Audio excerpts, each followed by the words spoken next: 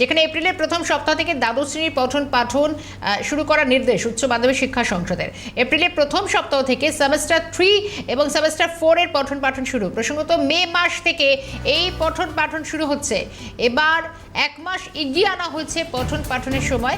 Semester 1 এবং semester 2 এর প্রত্যেকেই পরীক্ষায় উত্তীর্ণ হওয়ার পরই সেমেস্টারে ক্লাসে উপস্থিত থাকতে পারবেন, এমনই একটা নির্দেশিকা উচ্চ মাধ্যমিক শিক্ষা সংসদের। গুরুত্বপূর্ণ বিষয়, কারণ এই যে উচ্চ মাধ্যমিক পরীক্ষা সংগঠিত হচ্ছে সেটাই চলতে মানে একেবারে শেষ পুরনো পদ্ধতিতে। তবে নতুন বছর থেকে সেমেস্টার পদ্ধতিতে উচ্চ মাধ্যমিক আগেই জানিয়েছিলাম, এবং তাতেই যে বিষয়টা অন্তত উচ্চ মাধ্যমিক শিক্ষা সংসদের তরফ থেকে বলা হচ্ছে, এপ্রিলের প্রথম সপ্তাহ থেকে দ্বাদশ শ্রেণীর পঠন পাঠন যেটা শুরু করার নির্দেশ উচ্চ মাধ্যমিক শিক্ষা সংসদের। বলা হচ্ছে প্রথম সপ্তাহ থেকে সেমেস্টার 3 সেমেস্টার 4 এর পঠন পাঠন মে মাস থেকে অন্তত এই পঠন পাঠন শুরু হবে বলেও জানানো হচ্ছে উচ্চ মাধ্যমিক শিক্ষা সংসদের পক্ষ থেকে।